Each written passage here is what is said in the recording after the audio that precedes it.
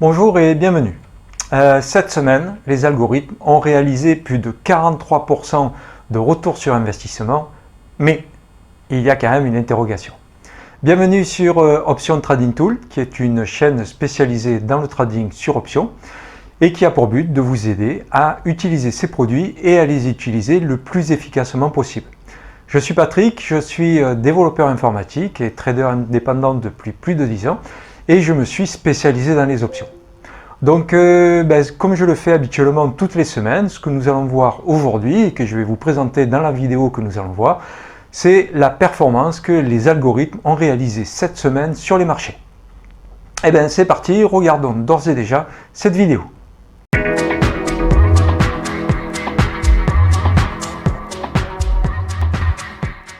Une rapide vision du marché nous permet rapidement de comprendre qu'après un semblant de rebond les 3 premiers jours de la semaine et laissant éventuellement espérer un double bottom,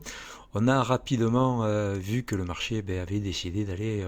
vers le sud et donc vers la baisse. Et donc on peut voir de ce côté-ci au niveau de la bougie hebdomadaire, une belle bougie baissière. Et on en est donc maintenant depuis les plus hauts atteint ici à plus de 17% de baisse donc sur le SP500.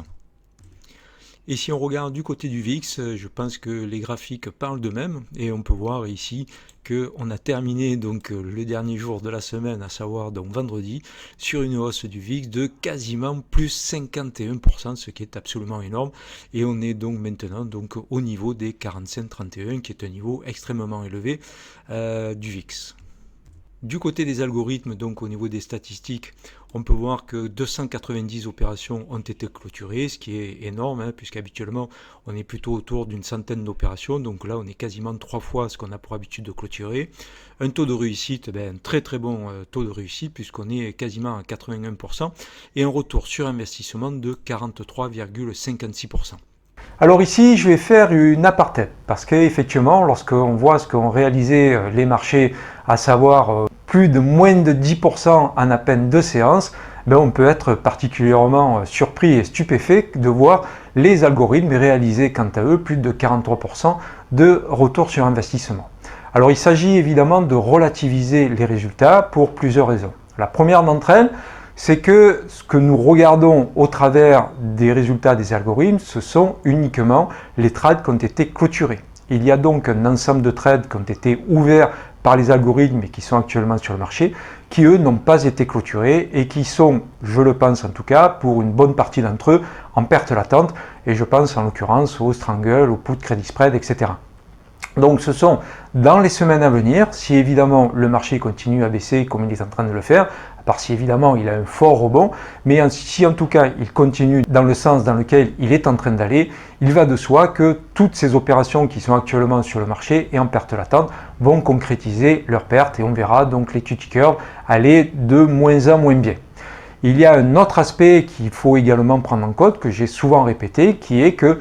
je présente la totalité des stratégies réalisées par les algorithmes, mais ça n'est pas la bonne manière de les utiliser lorsque l'on reçoit les opportunités du jour générées par les algorithmes. Dans le suivi des performances hebdomadaires, évidemment, je présente la totalité des opérations parce que je veux être le plus transparent possible, mais je me répète, il ne faut pas les utiliser de cette façon-là. Pourquoi ? Parce que par exemple, pour un setup technique particulier, que serait par exemple le RSI qui croiserait à la hausse par exemple le niveau des 30 et donc qui passerait d'un état survendu à un état on va dire où on rebondit sur le marché, si par exemple dans le cas d'un setup tel que celui-ci, Microsoft gagnait avec un strangle, un put debit spread, un call debit spread et par exemple un Irons Condor, j'ai retenu les 4 stratégies d'options et les opportunités vont, lorsque évidemment le setup sur Microsoft sera réalisé, vont envoyer les 4 opportunités, c'est-à-dire le strangle, le put credit spread, le call debit spread et l'Iron Condor. Il va de soi que ça serait totalement absurde d'ouvrir ces 4 stratégies d'options sur un seul et même support que serait Microsoft. Et c'est pareil pour tous les autres supports que sont Apple, Amazon, etc. Pourquoi en fait je propose dans le cadre des opportunités les 4 stratégies? Parce que dans le cadre d'une gestion de portefeuille d'options, il peut être opportun d'ouvrir l'une ou l'autre de ces stratégies selon le delta ou le θ que le portefeuille demande à avoir. C'est-à-dire que si on a un delta qui est trop fortement positif, dans le cadre d'un portefeuille en réel sur le marché, il peut être opportun d'ouvrir un call credit spread afin d'amener du delta négatif et ainsi corriger le delta que nous avons actuellement sur le marché. C'est la raison pour laquelle, en fait, pour un même setup, 4 opportunités de trading avec des stratégies d'options différentes peuvent être proposées. Voilà, donc je ferme l'apartheid ici, mais il faut bien comprendre qu'il faut donc relativiser les résultats que nous avons, qu'ils soient positifs ou négatifs. Dans les deux cas, il faut les relativiser pour les raisons que je viens de vous donner. Donc du côté des statistiques, ben voilà, comme je vous le disais, ce sont donc les strangle buy qui ont clôturé le plus grand nombre d'opérations, donc avec 45%, et les iron condor avec 32%. Donc on voit que les call debit spread et les put credit spread qui ont de manière générale tendance à monopoliser à eux deux, on va dire plus de 60% des trades, sont à peine à 20%, et c'est parce que en fait ils sont, je pense pour la plupart d'entre eux, en perte latente. Donc au niveau de la participation des pertes, ce sont donc les call debit spread qui restent donc majoritaires, mais uniquement avec 36%, alors qu'ils sont plutôt autour de, on va dire, 50 à 60%. Les put credit spread, 23%, donc là ils sont à peu près dans la norme qu'on a habituellement. Et effectivement, on peut voir que du côté des gains, ils sont à plus de 71% générés par les strangle buy.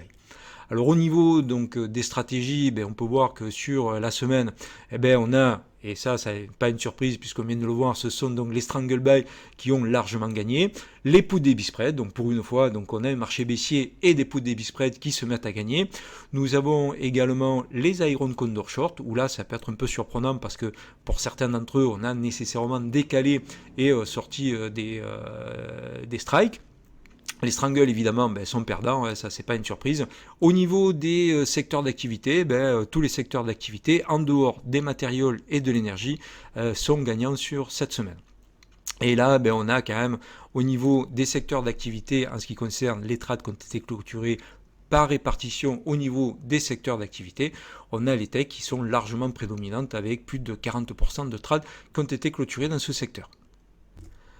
Donc du côté des statistiques en termes de taux de réussite, là on a quasiment 94% de taux de réussite pour les strangle buy et qui en plus lorsqu'ils gagnent plus que lorsqu'ils perdent. Donc forcément on a donc une excellente performance de cette stratégie sur la semaine qui vient de s'écouler. Au niveau des put debit spread, on a 60% de taux de réussite avec en plus un retour sur investissement de plus de 160% lorsque les trades sont gagnants.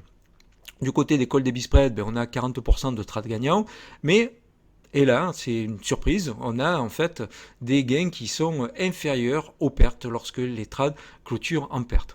Ensuite, on a les iron condor qui ont réalisé plus de 92% de leurs trades gagnants, et les put credit spread, par contre, eux, ne gagnent que dans 28% des cas. D'où le fait qu'on a effectivement une stratégie put credit spread perdante sur la semaine qui vient de s'écouler. Alors du côté des performances depuis la mise en production, on a donc maintenant clôturé plus de 6800 opérations avec un taux de réussite de quasiment 67% et le ROI a bien rebondi puisqu'on est maintenant remonté à 190% et effectivement on peut le voir, ici on a une belle remontée de l'equity curve, mais on doit s'attendre à ce que dans les semaines à venir l'equity curve descende plus bas que le bas que nous avions atteint la semaine dernière.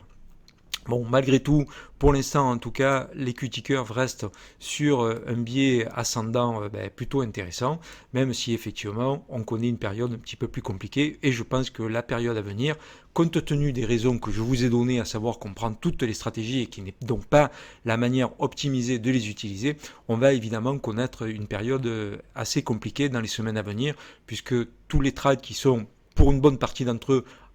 en situation de perte actuelle, en perte latente, vont se concrétiser dans les semaines à venir. Merci d'avoir suivi cette vidéo jusqu'au bout. Donc on a vu que malgré la baisse du marché, les algorithmes peuvent malgré tout avoir de bons résultats. Il faut absolument relativiser ces résultats. Si vous souhaitez vous aussi pouvoir profiter de ces algorithmes de trading et recevoir donc directement dans votre boîte email des opportunités générées par des algorithmes de trading, n'hésitez pas à vous abonner donc via le lien en description, ce qui vous permettra en plus de bénéficier d'un mois gratuit, de sorte à ce que vous puissiez tester ces algorithmes. Vous bénéficierez également d'une heure de coaching durant laquelle vous pourrez me poser toutes les questions que vous souhaitez et évidemment je vous formerai à l'utilisation de ces outils de sorte à ce que vous ne perdiez pas de temps et que vous puissiez mettre à profit les opportunités qui vous seront proposées. Si par contre vous n'êtes pas familier avec le trading sur option et que vous souhaitez vous former et ainsi utiliser les algorithmes de trading, vous avez également en lien de description la possibilité donc de souscrire à une formation complète sur les options et ainsi vous bénéficierez également de 6 mois d'accès aux outils et ce gratuitement de sorte à ce qu'à l'issue de la formation des options, vous ayez un outil qui vous aide dans le cadre de votre trading. Voilà, merci à nouveau. Si vous avez bien sûr des questions ou des commentaires, n'hésitez pas à les laisser en commentaire, à vous abonner à la chaîne, à cliquer sur la petite cloche de notification et bien sûr, s'il vous plaît, cliquez sur le pouce. Ça aide à ce que mes vidéos soient mieux traitées en termes de référencement par YouTube et ainsi ça aide à ma chaîne à améliorer sa visibilité. Merci d'avance pour votre petit geste que j'espère être sur le petit pouce et je vous dis quant à moi, en tout cas je l'espère, à très bientôt.